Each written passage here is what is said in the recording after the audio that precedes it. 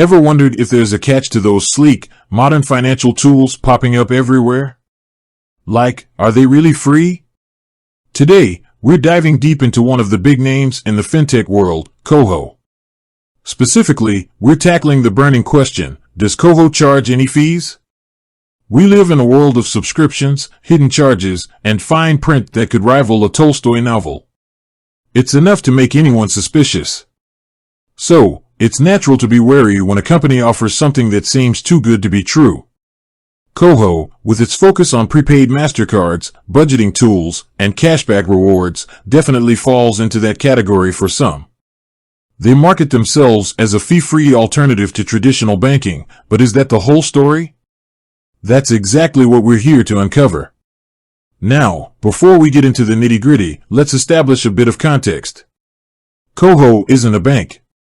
They're a fintech company that partners with a CDIC-insured financial institution, currently People's Trust, to provide their services.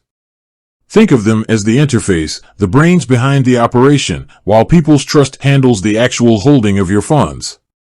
This distinction is important because it impacts how KOHO can and can't charge fees.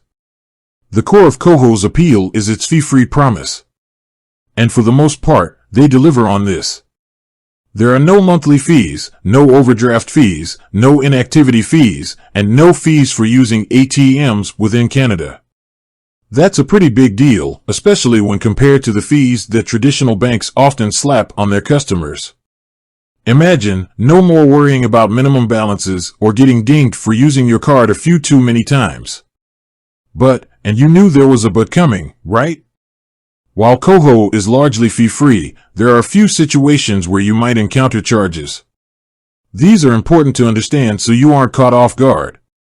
One area where fees can pop up is foreign transactions. While KOHO doesn't charge a fee for using your card internationally, MasterCard does. This is a standard practice across the industry. It's called a foreign exchange markup, and it's essentially a small percentage added to the exchange rate. So, if you're traveling abroad and use your KOHO card, you'll be subject to this markup. It's not a KOHO fee, but it's a cost you'll incur. This is something to keep in mind if you are a frequent traveler.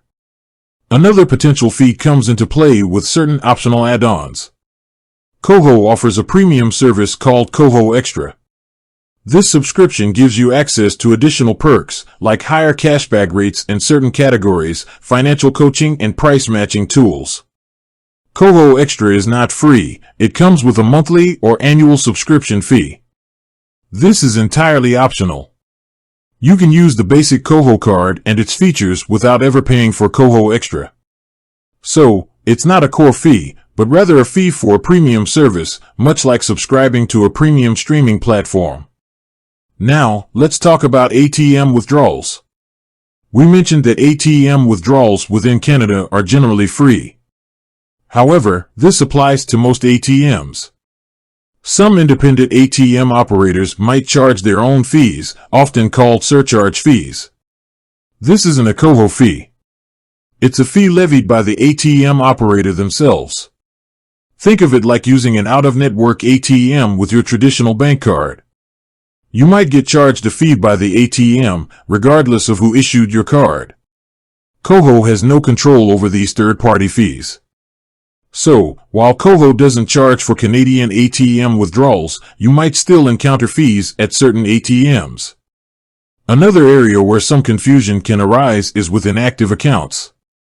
While KOHO doesn't technically charge an inactivity fee, they do reserve the right to close accounts that have been inactive for an extended period. This is standard practice for most financial institutions. It's not really a fee, but more of an account closure due to lack of use. If you plan to use KOHO only occasionally, it's a good idea to log in periodically to keep your account active.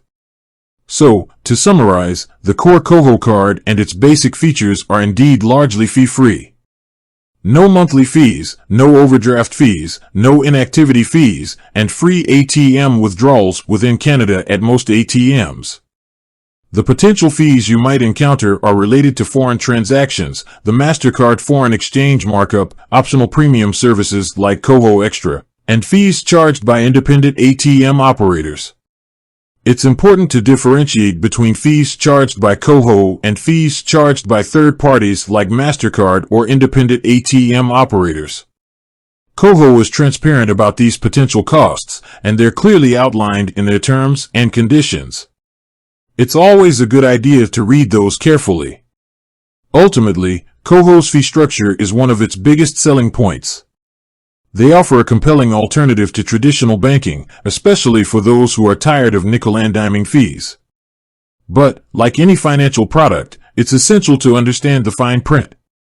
Knowing where potential fees might arise will help you avoid any surprises and make the most of your KOHO experience.